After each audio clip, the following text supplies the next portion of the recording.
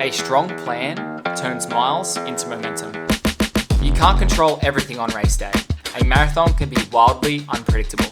But even in the chaos, there are things we can control. And it's in those choices, our preparation, our mindset, our execution, that we give ourselves the best shot at success. I'm 8 days out from the Ballarat Marathon. What is my race plan? How am I carb loading? What is my fueling strategy?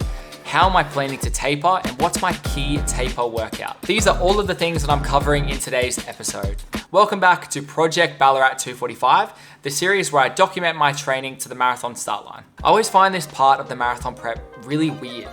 Like, you pretty much put your body through the absolute worst for the last 12 to 16 weeks. Then you have the last 2 weeks where you take your foot off the gas, you soak it all in, and I always feel like I'm not doing enough. Let's talk my race plan for Ballarat and what my week leading up looks like. The goal is 2 hours and 45 minutes, and to achieve that I have to run an average of 3 minutes and 54 seconds per kilometer or 6 minutes and 18 seconds per mile. In saying that, I've been training for 3 minutes 50 per K or 6:11 per mile for pretty much the entire training block, and that would get me a 2 hour and 41 minute 45 second marathon. I've been doing that for two reasons. So firstly, you can't rely on exact splits to get you there. For example, if you've looked at any race that you've probably ever done, you've probably noticed that it runs a little bit over. So the GPS is never going to be exactly perfectly accurate. So you always want to run a couple of seconds faster than your goal pace just to adjust for the GPS and just to be safe. Also, I love the idea of having a little bit of time banked rather than having to make up time or stressing if I drop the pace at any time. Speaking of pace, I've somehow managed to get a world-class pacer on my side. Rinny from the run group has ever so kindly offered to keep me on track for the race. She is a very capable runner, and if I had to guess what kind of shape she would be in now, it would be somewhere between 230 to 235 shape. So she's definitely capable. It's definitely not going to be a walk in the park for her, but she's definitely a safe bet, let me just say that. Another reason why I'm so thankful that she has offered to pace me is because there's no official 245 pace group put on by the event. The way that the pace groups have been organized is it starts at 2 hours and 20 minutes and then it goes up in tens at a time. So 2 hours 30, 40, 50, 3 hours, and so on. So I was feeling a little bit neglected and a little bit worried that I wasn't going to get a solid group. And then Rinny swooped in and saved the day. So that is why, another reason why I'm so thankful that she's offered her services to me. So I'm guessing that there will be a bit of a group that's going to rally around us. So if you're looking to run 2 hours and 45 minutes for the marathon at Ballarat, keep an eye out for me and Rinny, and we will gladly have you join our group. So what is my fueling strategy going in? I'll probably sound like a bit of a broken record. I say this for every marathon that I've done in the last year, and I found that it works really well for me. So I'm going to be having a gel just before the race, probably after my warm-up, just to top up the glycogen stores. And then I'm going to be having a Morton Gel 160, so that's 40 grams of carbs per gel, every half an hour throughout the race. I'm going to be having salt tabs with every gel that I have, so I should hopefully be able to have a salt tab every half an hour as well. And then I'm going to be drinking water along the course as well, probably at every drink station if I can. I'm also going to be carrying some cramp fixes with me, probably 2 or 3, just for just in case. If I feel like there's any cramps coming on, even the slightest, I'm just gonna smash one of those and hopefully I can get on top of it before they get too bad. Although it is a cooler race and I'm just really hoping that cramps aren't gonna be a worry for this one.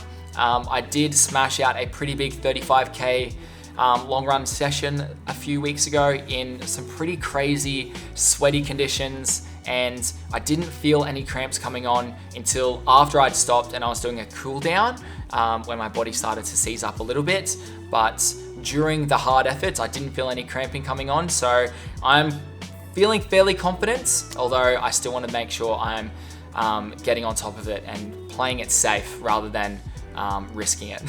Regarding my carb load leading up to the race, I'm going to be following a carb loading protocol from the GOAT, the marathon science GOAT himself, Jonah Rosner. It's pretty simple. I'll be eating 10 grams of carbs per kilo of body weight. So I weigh 72 kilos. So I'm going to be aiming to get around 720 grams of carbohydrates in the 2 days leading up to the marathon. So Jonah, he says to avoid foods that are high in fiber and fat. So that is foods like vegetables, leafy greens, full fat dairy, beans. Basically, we're just gonna be sticking clear of those foods just so it's a bit easier to get the massive amounts of carbs in over those 2 days. I recommend that all of you guys go and follow Jonah Rosner on Instagram. He's a wealth of knowledge and he's pretty much one of my favorite people that I follow on Instagram at the moment. So my taper plan, it is simple. This week, I'm going to be reducing the mileage but keeping the intensity. And then next week, I'm reducing mileage and reducing intensity. It's looking like I'll run around 90 kilometers this week. So that's a good 50 kilometers less than I did last week. And then race week will probably be something similar, including the marathon, of course. Next Tuesday, I'm gonna be doing my final session. So that's gonna be my taper session. I do this before pretty much every half marathon or marathon race. And it's simple, it's 2x2K run at marathon pace. There's gonna be a good 2-minute standing recovery in between. And then I'm gonna finish off the session with 2x500 meters done at around half marathon pace. So just reminding the body that reminding the legs that they can tick over a little bit faster, getting the heart rate up a little bit, but not adding too much fatigue.